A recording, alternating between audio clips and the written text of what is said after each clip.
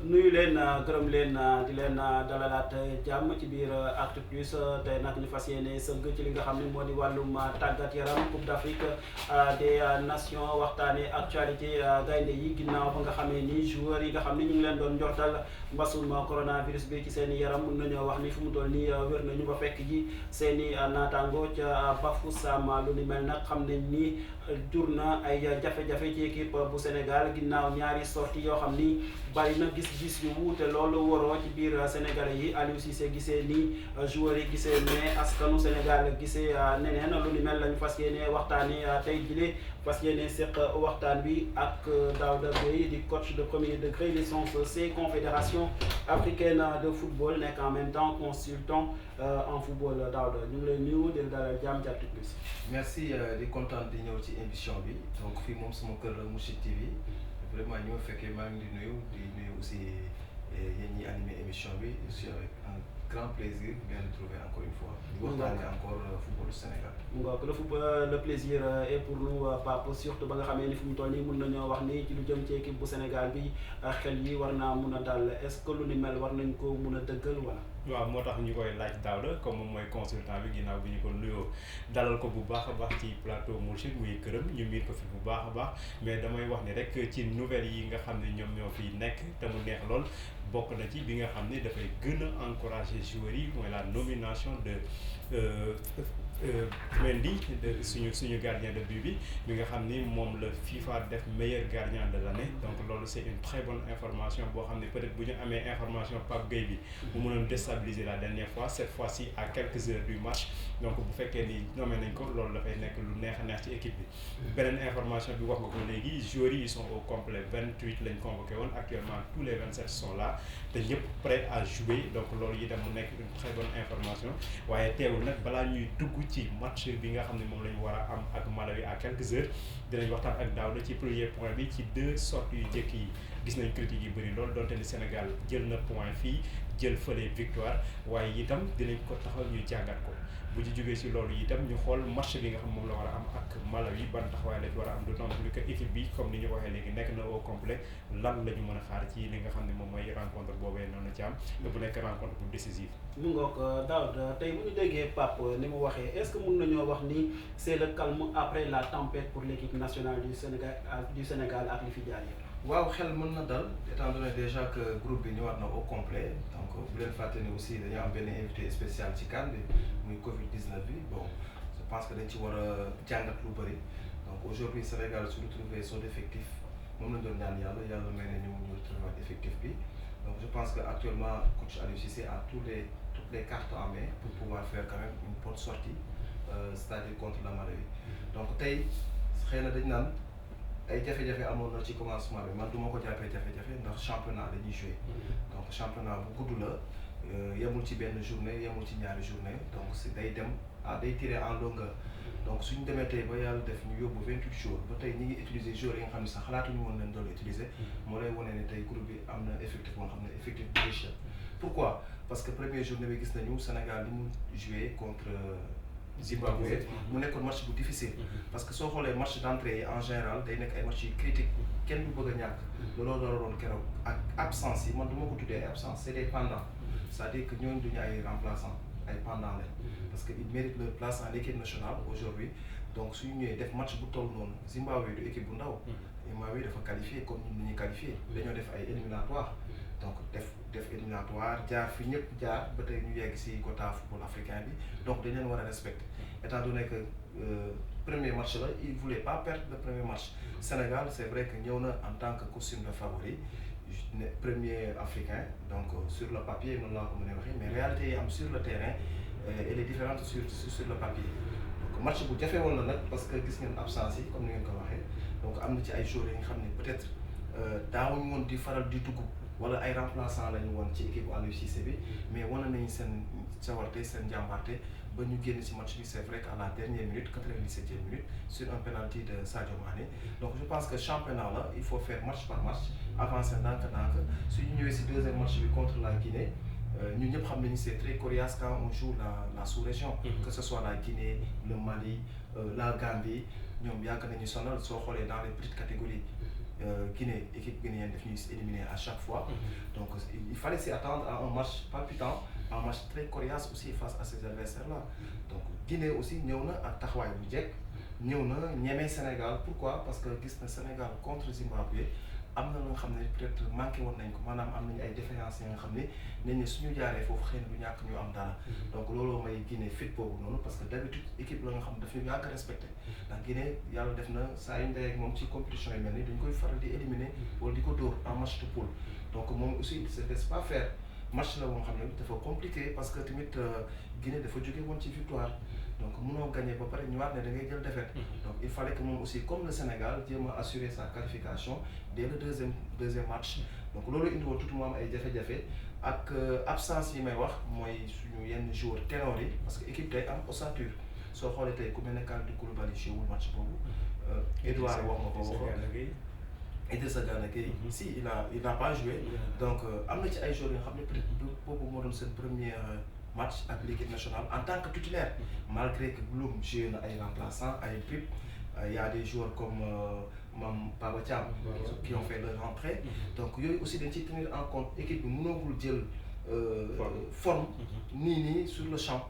C'est des gens yoo xam ne vraiment qui sont toujours restés sur le banc et qui rentraient de temps en temps par des briques quoi, comme ni ko ay 12e, 13e, 14e. Donc il faut que ñu jàpp positif les résultats boobu contre la Guinée. C'est un championnat. La Guinée aussi devant, c'est pas une foot de guerre, c'est vrai, mais dañu ñëw ak ay ambition. Jouer contre le Sénégal, motivation pour ñoom. Donc loolu aussi dañ ciy tenir compte. On les a vu que mu mel ni ñoom sax match nul bi ñu am ak Sénégal ça sonnait comme une victoire à fêter au niveau du peuple guinéen. Beneen chose bi mooy aujourd'hui ñu bëri ñu ngi doon xaar l'équipe sénégalaise à un niveau plus élevé, c'est-à-dire que mu ñëw survoler cette compétition egg en finale certainement sax jël Coupe d'Afrique. Est-ce qu'on ne sait pas tout trop beau en fait dans ce début de compétition? Non, duñu bañ a nangu loolu parce que vous savez tu peux pas être premier africain nga ni doo nekk nga bëgg a nekk outsider. Il faut ñu assumer le costume de favori au départ parce que le Sénégal moo ko prouvé, c'est pas pour rien mu nekk premier sur le ranking CAF. Donc c'est pas évident nga nekk ranking CAF premier. Donc c'est parce que dafa am lu mu wone moo tax tey mu nekk le premier pays africain en termes de football. Donc Sénégal su ñëwee Coupe d'Afrique dafa am ambition yu solide. Beneen bi mooy aussi Sénégal mënul CAN bi passé 2019 mënul nekk finaliste ñëw ne day chercher à sortir au premier tour ou bien chercher ay qualification huitième de finale. Donc dañoo war a comment dirais-je yokk ambition bi très haute. C'est-à-dire que gagner une coupe comme ni ko président bi waxee waxuñu finale mais coupe la ñu wax. Donc c'est très normal aussi en Sénégal ñëwee noonu. Le problème du Sénégal actuellement je pense que du ay problème résultat. Je pense que supporters yi aujourd'hui xëy na suñu xawul kontaan tuuti comme ni ñu ko mën a expliquer mooy contenu bi Sénégal di proposer contenu bi muy déployer sur le terrain. Et loolu aussi donc je pense que handicap la ñun ñi en tant que technicien gis nañ loolu on peut pas reprocher ça à l'entraîneur même si derrière c'est lui qui donne des indications moom il est la personne responsable. Mais nag dañuy xam ni compétition bi tamit dafa laaj ay exigences yu bëri dafa laaj ay paramètres yoo xam ne tey soo ci nekkul peut-être day xaw a compliqué. Donc Aliou Cissé peut-être foofu on peut dire je dirais pas qu'il a failli parce que l'entraîneur dañ koy juger selon ses résultats. Encore une fois yàgg naa di ko wax si yenn télé yi un entraîneur on l'évalue. Donc il y a beaucoup de critères qui s'abattent sur Aliou. Moi je pense que nous en tant que technicien c'est pas pour faire une solidarité de corps mais tant que tu gagnes tes matchs aujourd'hui ñun ñi toog fii yëpp Sénégal su doon def nii ba jël Coupe d'Afrique bi ngeen signé tout de suite. Mais tey mën nañu football 2 matchs yu baax yu extraordinaire avec une très bonne possession avec de très jolis buts ay coordination et tout ñu toog premier tour du leen neex. Donc vaut mieux jouer ainsi et gagner un trophée et enfin Sénégal de trouver am benn trophée continental. En tout cas moi je signe par rapport à mes émotions. léegi alors loolu option la. mais dañu seetlu ni bi ñu jugee ci ñaari match yi dafa am ay justification yi ñuy jox. lu ci mel ni conditions climatiques yi. lu ci mel ni absence yu yenn joueurs yi comme ni nga ko waxee léegi. te alors que yenn équipe yi aussi subir nañ ko mais Sénégal dafa mel ni en un moment dañu sentir ni ils étaient plus défavorisés par ces tests PCR que yeneen équipes yi. Ensuite ñu teg aussi lu mel ni état terrain bi. Donc est-ce que tey 3 éléments yooyu tey mën na justifier aussi les performances de l'équipe nationale? Bon moi je dirais pas le climat c'est vrai que climat am na ci wàll parce que tamit c'est des joueurs qui évoluent en Europe ñun ñëpp xam nañu le climat actuel en Europe xam nga donc c'est des températures beaucoup plus moyennes par rapport en Afrique donc beneen bi peut-être boobu sax du ma ci accentuer lu bëri mais beneen l'état du terrain aussi ça laisse à désirer. Pourquoi? Parce qu'on a des joueurs yi nga xam ni ils jouent pratiquement sur de très bons terrains. N'oubliez pas aussi il y a quelques temps derrière joué nañu fi ay match Thiès le terrain était laborieux pour dire vrai. Même joueurs yi seen bopp am na si ñi nga xam ne dañuy cotiser pour jéem a retailler waat gazon bi defaraat ak yooyu. Donc loolu aussi bàyyi leen ci xel parce que pour faire du bon football il faut un bon terrain. Donc si tu n'as pas un bon terrain tu peux pas déployer le jeu bi ngay bëgg vraiment préparer pour mën ko wane quoi sur le terrain. C'est très normal. Maintenant on est en Afrique dañuy nangu réalité yi am en Afrique. Donc ni ñu ko mën a expliquer mooy joueur dañu war a jël loolu teg ko ne à côté. Conditions yi yooyu ni ngeen di expliquer nañu tekk à côté jouer parce que c'est une compétition qui dure plus un mois soo demee ba final. Donc yooyu yëpp dañ ko war a teg à côté jéem a xool l'objectif principal lan moo tax ñu jóg comme ni ko Camerounais di defee comme ni ko yeneen. Justement foofu lañ leen di critiquer lu bëri parce que ñoom bu ñuy wax état terrain ak conditions climatiques yi les gens se disent que ni ñi ngeen di compétir aussi ils évoluent. C'est vrai, il y a une différence aussi, il y a une différence, je ne coupe pas, il y a une différence entre le terrain de Bafoussam ak bi le terrain de Olymbe ak le terrain de Japoma. Donc vraiment nous en tant que techniciens xam nañ luy aire de jeu gis nañu état de terrain yooyu c'est un peu différent. Maintenant c'est un choix. La CAF a choisi la poule B dem jouer du foofu donc il faut accepter ça. Le jour où on fera tout pour venir à Bafoussam comment dirais-je Japoma. Bon, on verra même Japoma, la pelouse est. Mais quand même, waaw, mais quand même, mon talent pour dire vrai quoi. L'état des terrains il est totalement différent. Mais finalement, cet état du terrain aussi, est-ce qu'il ne favorise pas trop les petites équipes, c'est-à-dire équipes yi nga xam ni joueurs yi ñu indi seen biir effectif ils jouent dans les championnats nationaux africains. Tamit muy samp beneen laaj la manière de se préparer. Est-ce que à chaque fois qu'on doit aller en compétition africaine, on doit se préparer sur une pelouse plate, bien arrosée, etc. Quand on sait que bu ñu demee si yeneen dëkk yi certainement duñ fa fekk conditions yooyu. Wow, tout à fait. Je pense que en ce moment-là la fédération est interpellée. Je pense que aussi beneen bi par peu d'expérience bi ñu am ñun dans le milieu du football il y a des missions de prospection. Vraiment, je pense qu'ils ont fait la prospection avant d'y aller. Et pourquoi pas faire des piqûres de rappel. Parce que aussi dans le haut niveau, il faut faire des piqûres de rappel. Parce que même quand tu joues sur du synthétique, il faut te préparer sur du synthétique par moment. Faire des piqûres de rappel pour faire peut-être pallier est-ce que David c'est pas parce que calendrier préparation bi aussi dafa chamboulé woon parce que Covid bi daanaka match yi ñu waroon def en préparation yëpp dem sur des zones yoo xam ne ñoo am les mêmes conditions climatiques jouer peut-être ak terrain yoo xam ne ñoo xaw a mel noonu daal di jouer ak des équipes yoo xam te ne ñoo similaire ak équipes yi ñu bokkal poule te loolu yëpp mujj ñu ko def ndax Covid bi est-ce que du loolu aussi moo tax suñu entrée en matière aussi daal di mën a demee nii. waaw tout à fait bon donc c'est une question vraiment pertinente parce que aussi Covid bi peut-être dugg na ci compétition parce que nous tous nous savons que le Covid est là yàgg na fi et en allant aussi en CAN on devait prévoir aussi qu'il y a toujours le Covid donc loolu aussi je pense que c'est des erreurs yoo xam ne bon enfin je dirais pas peut-être ils l'ont commis mais mënoon na ci tenir en compte quand même quoi pour ne pas tirer sur le pied la balle sur nos fédéraux mais nag en réalité la Covid bi vraiment am na lu mu impacté côté boobu noonu parce que soo xoolee équipe Sénégal bi en 10 jours de regroupement on n'a pas joué de match amical donc loolu aussi am na ci solo parce que d'habitude Sénégal da doon def ay camp di jouer ay match on avait même prévu un camp à Rwanda donc on n'a pas pu le faire donc voilà donc yooyu je pense qu'il faut inviter un membre de la fédération pour xëy na mu expliquer éclaircir côté boobu quoi. Bien sûr certainement mais léegi avec ces retours constatés avec la suspension de la sanction affligée à Pape Gueye avec la nomination d'Edouard Mendy, que peut-on espérer de cette équipe qui commence à retrouver justement ses meilleurs joueurs? Moi je dirais que c'est une très bonne chose. Vous savez pourquoi? Le Cameroun, ils ont joué, par exemple, si on prend l'exemple du Cameroun, ils ont joué 3 matchs avec leur effectif, c'est-à-dire avec leur base. Mooy li ñuy wax ossature ci wàllu football. Tey Sénégal ils ont démarré, l'équipe du Sénégal a démarré la compétition sans l'ossature. Quand on parle d'ossature, on parle d'Edouard, on parle le retour de Kalidou Koulibaly, bon, Nampalys Mendy, il y a pas Matar Sarr, le jeune Ahmadou Bamba Dieng et tout ça. Ismaïla aussi. Ismaïla Sarr qui attend, voilà, c'est vrai que jusqu'à présent, il fallait à Barcelone, mais quand même, au moins, on va retrouver contre le Malawi une grande équipe du Sénégal qui avait l'habitude, qu'on avait l'habitude de voir. Donc je pense que lui, maintenant, une chance pour le Sénégal, parce que nous aurons des joueurs qui auront une certaine fraîcheur dans la compétition. Certains vont débuter leur compétition. Tu prends le cas d'Edouard, de Koulibaly, ainsi de suite.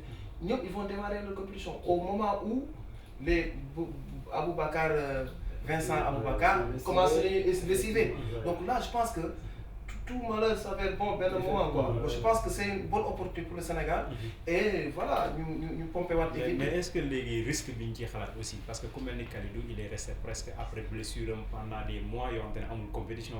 Edouard tey yaa ngi gis ni gardien bi fi nekkoon mu ngi doon def déjà performance yu baax a baax mais tey dugal leen te ñu toog benn moment entraîné wu ñu nekk ñu ci groupe bi ñu dem ba en cours de compétition avec match bi nga xam ne un match d'enjeu. Est-ce que tey dugal leen itam nekkul risque boo xam ne mën na joxe le contre-pied de ce qu'on attend? Non, je pense pas. Vous savez pourquoi? C'est des joueurs de très haut niveau. Amul ngoon bu ñu jéewul Kalidou Koulibaly qui connaît le championnat italien ak rigueur bi en foofu. Je pense pas que le Malawi, j'ai beaucoup de respect pour le Malawi. Je pense pas que l'équipe de Malawi war nañ ko mën a contrer. Edouard aussi, tu peux pas être le numéro 1 comme ni ngeen ko waxee léegi. Donc muy ñëw toog sur banc. Il retrouve ses cages, il retrouve ses gants. Ñëwaat jël la place de titulaire. C'est vrai que derrière Seny a fait un très bon match. L'ensemble des deux matchs qu'il a montré de très bonnes choses et tout. Mais des joueurs comme Koulibaly, des joueurs comme Edouard, donc ñoom dañu war a ñëw du nekk handicap à mon avis. Au contraire, dopant lay nekk, stimulant lay nekk sax pour le reste du groupe. Ils vont donner du tonus par rapport à li fi nekkoon. Ils vont les motiver davantage à aller de l'avant. Donc je pense que c'est une très bonne chose. Le fait que ñoom ñu ñëwaat, c'est vrai que Koulibaly yaa ngi koy wax. Il est resté depuis le 30 novembre, il n'a pas joué. Il avait des problèmes ischio-jambiers et tout. Donc des problèmes musculaires. Et je pense que c'est un professionnel. Il est apte et la direction médicale de l'équipe, ils ont jugé nécessaire qu'il faut revenir. Donc je pense que c'est quelqu'un qui aujourd'hui, si on a un plus dans cette équipe du Sénégal, surtout en défense, où par moment on sentait quelques cafouillages quand même, malgré les bons matchs de Abdou Cissé et de Abdou Diallo. Alors, est-ce que aussi ce n'est pas un risque pour l'équipe du Sénégal de pouvoir changer tout en un claque de doigts, c'est-à-dire que ces bons joueurs, les plus grands joueurs, les titulaires reviennent. Alors dans ce cas, il faut retourner à l'orthodoxie normale. Double leen ci match boo xam ni am na équipe boo xam ni football na déjà ñaari match ci biir compétition bi commencé na jàpp li nga xam ne moom moo di réalité terrain bi xam nañu bu baax terrain bi nga xam ne jot nañ ci football muy bu Bafoussam bi am nañ ci ñaari match. C'est vrai que Sénégal amagu ci défaite mais aussi c'est vrai que c'est la prestation qui reste à décider mais sinon le résultat suit. Est-ce que le risque dans ce cas ñuy changer cette équipe là? Xam nga dafa am benn adage buy faral di wax ci wàllu football on change pas une équipe qui gagne mais des fois on peut changer une équipe qui gagne par rapport si tu vois plus que ça. C'est-à-dire aujourd'hui si tu as un bon joueur tu dois pas le laisser sur le banc. Donc il faut le faire entrer. C'est un plus pour l'équipe. Bon, je pense que tey du nekk handicap surtout pour l'équipe du Sénégal. Tu sais pourquoi? Parce que ñooñu ñu indi c'est pas des novices. C'est des joueurs qui connaissent déjà l'équipe, xam nañu atmosphère l'équipe et ils ont joué deux CAN je crois avec sur le plan certains ont fait 4. Voilà, ils ont une expérience 4 tout à fait. Donc c'est des joueurs yi nga xam ne tey ils ont vraiment acquis beaucoup d'expérience dans cette CAN-là. Ñoom suñu ñëwee continuer la nekk. Li ma doon ragal mooy peut-être comme encore une fois je le répète, j'ai beaucoup de respect pour le Malawi. Ça aurait été peut-être le Nigeria, ça aurait été un peu sur le Cameroun ak yooyu. Au contraire foofu la ñu waroon gën a ñëwee sax ci équipe bi dugg gonfler équipe bi mayaat leen doole defaraat saa bi comme ni ko gars yi dafa taxawaay bi. Donc je pense que foofu du problème quoi. Le gros risque peut-être c'est dans l'état d'esprit. waaw ñoom si ban état d'esprit lañ nar a entamer match yooyu. Donc parce que ils vont venir pour prouver mais en même temps ils vont venir encore pour rester encore dans l'équipe. Ils se disent des cadres. Maintenant attention ils sont menacés. lu tax moo tax ñu war a mën a ñëw prouver. c'est-à-dire dafa am ñaari dañoo am ils ont la pression. La première mooy ils sont venus ils doivent faire un bon match. Secondo il y a certains qu'on a sorti certains joueurs pour les faire rentrer et que ñooñu dañoo prouver. C'est-à-dire que tey tu prends un joueur comme Seny Dieng honnêtement, il n'y a rien à dire. Si je donnais une note, je lui donne 8 sur 10. Donc tu le fais sortir, après derrière Edouard, il ne te fait pas un match. Donc Edouard est obligé de faire son match pour pouvoir rester titulaire. Donc je pense qu'à ce niveau-là, Aliou, je ne sais pas qui va démarrer le match. On a dit qu'on a retrouvé l'équipe totale du Sénégal. Donc, mais c'est à Aliou de donner la dernière décision. Alors peut-être mën nañu wax ni am na déjà ay choses yu commencé di feeñ ndax déjà il dit que Kalidou Koulibaly est apte à jouer le match contre le Malawi, donc ça laisse sous-entendre que Kalidou Koulibaly moom il va démarrer le match. Beneen bi mooy aujourd'hui yaa ngi koy wax sànq mun na nekk pression supplémentaire d'autant plus que moom mi ngi naan maintenant il y a plus d'excuses ay pelouse ak nangam mënatul nekk excuse vu que l'équipe est désormais au complet, il faut jouer avec la manière, la qualité de jeu et la victoire avec la manière. Aujourd'hui déclaration Aliou Cissé bu demee noonu ban effet la mun a am si effectif bi. Oui, Aliou, vous savez, c'est un entraîneur de très haut niveau parce que coacher l'équipe Sénégal, donc, parce que c'est un entraîneur qui a vraiment un bon mental. Bon, nous, nous appelé en tant que technicien et tout un chacun va nous appeler parce que Aliou nous représente là-bas. Donc aujourd'hui, Aliou, les plus mieux l'équipe Sénégal, mais le peuple Sénégal. C'est vrai que nous avons une équipe, mais nous avons aussi. Donc, Aliou, peut-être maintenant am toute pression sur choix. Jusqu'à présent, j'aurais voulu son 11 probable. Nous avons jugé peut-être qui m'a joué, qui m'a rejoué avec le retour de quelques-uns accueillis. Mais je pense qu'Aliou, maintenant ça, à une exception près, peut-être déloite encore sur la même équipe contre la Guinée. Parce que l'équipe contre la Guinée, continue, c'est pas mal. C'est vrai qu'on a eu 2 mi-temps. La première était du côté guinéen. Deuxième période, le Sénégal pratiquement. Donc il y a des acquis qu'il faut consolider aussi. Donc il y a aussi des choses à tenir en compte. Mais non, dans le secteur, à quel secteur la va gonfler, moi, à mon avis, je pense que surtout sur les côtés, parce que c'est une équipe du Sénégal qui aime jouer dans les transitions très rapides, qui joue surtout en profondeur, parce qu'on a vu des Sadio qui demandent chaque fois dans la profondeur de Dunko. Donc on a besoin des joueurs sur les côtés pour amener un peu de la vitesse, amener percussion pour nous atteindre Sadio. Regardez Sadio, le match contre la Guinée, 2 reps solitaires de l'EF. Et c'est pas normal. Un jeune qui à chaque fois il te fait 5, 6, 7, 8 courses. Donc il y a 2 courses, c'est compliqué. Donc Bénin aussi, équipe Malawi, à mon avis, je ne pense pas que vous n'êtes un objet d'obstacle face à cette équipe du Sénégal. Mais Malawi dafa jógee ci victoire il est sur la course léegi dafa am tudd nga léegi les secteurs yi nga xam ne moom la ñu war a gonfler remarque bi moom mooy équipe nationale dañu def 3 CAN yoo xam ne attaquants yi benn but lañ dugal donc yeneen but peut-être ci milieu terrain yeeg yooyu lay jógee te suñu attaque bi lan mooy le problème réellement ak lan lañ war a def. Bon ñun dañoo xaw a manqué ay finisseurs. On a des attaquants qui décrochent à l'image de Habib Diallo, bon, à l'image de Famara, à l'image de Boulaye. C'est des attaquants qui ne sont pas des attaquants type du race, attaquants fixés. Donc c'est des attaquants comme on l'appelle souvent dans le jargon des 9,5. Ils ont venu décrocher, de participer dans le jeu intérieur, après de jouer sur des décalages, de à la réception. Donc en général, attaquants, soo xoolee duñu sax faral di dugal ay but gars yi ñoo ñëw ci ginnaaw di fekkee moom la ñuy wax rendez-vous des fois mu fekk leen ci arc bi ñu ñëw au rendez-vous dugal def plat du pied wala def frappe de loin soo xoolee en général Sénégal bitum bi gën a bëri ñun éliminatoire yi soo xoolee noonu lañ doon wëree. Le seul joueur qui à mon avis peut faire la différence wane na ko pendant les éliminatoires de la Coupe du Monde mooy le jeune comme Famara Diédhiou qui aujourd'hui war na mën a nekk un véritable numéro 9 de l'équipe du Sénégal parce que c'est un attaquant de type pivot bu taxaw di xaar di taper di raquette donc ñooñu on a besoin des joueurs comme Famara mu jege ku mel ni c'est vrai que Ismaïla n'est pas encore là mu jege ku mel ni Sadio jege des joueurs de rupture yi nga xam ne su tapé si ñoom dañuy mën a avancer quoi donc je pense que en gros côté boobu bon on a quand même quelques problèmes en tant que technicien mais il faut pallier à ça donc il faut en faire avec le groupe donc mënuñu toog ba CAN bi toll fii ñu naan non dañu am problème neuf. Comme on a l'habitude de dire, hein, la plus belle femme du monde ne donne que ce qu'elle a. Donc aujourd'hui, on a ça, donc on va faire avec.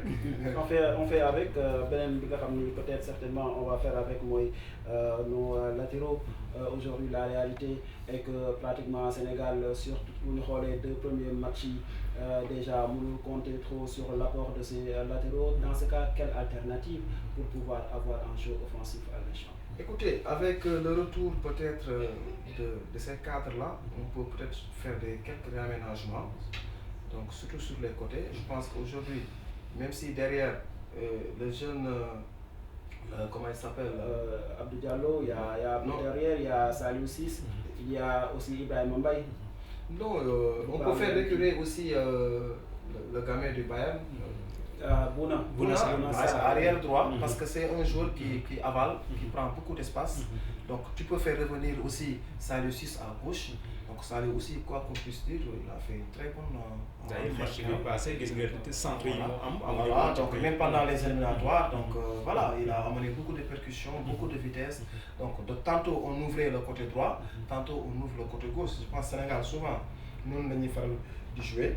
Donc je pense qu'avec le retour de ces deux joueurs-là à leur poste de prédilection et le retour axial de Kalidou Koulibaly qui fait de très longues passes pour chercher les devants et recadrer un peu le milieu avec peut-être le retour de Ghana, le retour de Cheikhou Kouyaté qui jusqu'à l'heure actuelle fait partie des meilleurs Sénégalais en tout cas.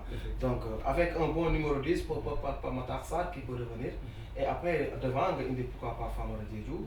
Bon, pour ne pas donner le 11 probable de l'équipe, Sadio et tout. Je pense que c'est un groupe aujourd'hui, donc voilà, ils ont tous les atouts en main. En tout cas, le groupe du Sénégal, le groupe de Sadio, Ghana, ils ont intérêt quand même à nous faire, à nous ramener ici la coupe avant qu'ils tombent dans l'oubli. Hein. Alors, avant de finir, pronostic Sénégal-Malawi, votre pronostic? Écoutez, les techniciens souvent ne pronostiquent pas sur un résultat, mais je sais que le Sénégal part favori, encore une fois. Donc, s'il arrive à mettre tous les atouts de leur côté, il peut sortir un bon match. Et sortir d'un bon match, avoir un bon résultat. Donc, c'est une équipe du Sénégal qui vaut au moins 2 buts par match, si tout va bien. Donc, pour ne pas éviter de pronostiquer, parce que les techniciens d'habitude ils pronostiquer, parce que souvent on ne vend pas la peau de rousse. Donc, nous, en tant que technicien, on évite ça. Mais je sais que j'ai un penchant pour le Sénégal en tant que supporter, mais en tant que consultant et technicien aussi. C'est un match, donc c'est du 50-50. Après, voilà, tout le reste, c'est après le match, on va, comme on a l'habitude de dire, on paiera les musiciens après le bal. Faire la fête, parce que le Sénégal aussi en a besoin. En tout cas, merci d'avoir été là. Merci, c'est un très très grand plaisir, comme nous l'avons dit. Voilà, je profite aussi du directeur télé. Voilà, ici c'est la chaîne des valeurs. Mon soeur les fils a démarré. C'est pratiquement pas mal de télé, mais c'est un énorme plaisir vraiment de partager encore une fois le plateau de Mourchid TV. Donc avec vous, je reste disponible et j'espère que je vais m'inviter. Je reviendrai quand je veux. Vous n'avez pas besoin d'invitation, c'est chez vous. Donc, de toute façon, ça se revenez quand vous voulez. Voilà, vous êtes à votre chez vous, hein, comme disait notre pape. Merci aussi. Merci vraiment David, surtout ci disponibilité bi comme ni nga ko waxee këram la moo tax bon bu ñu ko soxlaa dafay ñëw à tout instant et je pense qu'il a été très pertinent par rapport ak analyse yi donc di ñaan aussi équipe bi ñu nekk une équipe très pertinente par rapport ak seeni performance demain pour que ñu mën a am résultat escompté donc di leen souhaiter une bonne chance te di jox rendez-vous téléspectateurs yi ci beneen numéro Actu Plus Thiam. mu nga ko di leen jox rendez-vous ci beneen numéro Actu Plus certainement waxtaanee leneen tey nag mbirum tàggat yaram lañ doon waxtaanee ginnaaw ba nga xam ne ni gaynde Sénégal yi war nañoo jàmmarloo ak équipe bu Malawi li nag jëm si ñetteelu sortie bu ñu war a amal ci phase de poule groupe B Coupe d'Afrique des Nations Cameroun 2021 certainement bu fekkente ni génn nañ ci phase de poule yi dina am yeneen i daje yoo xam ne daañu mën a décortiquer bu baax la participation des Lions de la Teranga ci biir compétition bi rawatina ci phase phase d'élimination directe yi lu ci mel ni quart de finale demi-finale ak finale. On espère que l'équipe ira jusqu'au bout cette année indi ñu sax coupe bi comme l'a dit le président de la République Macky Sall. En tout cas loolu la ñu leen di souhaiter di leen ko souhaiter yéen tamit téléspectateurs yi ngeen xam ni yàgg ngeen di xaar sacre Sénégal ci compétition africaine mënul am di leen ñaanal jàmm di ñaanal jàmm suñu bopp di leen wax ba suba ak jàmm incha allah.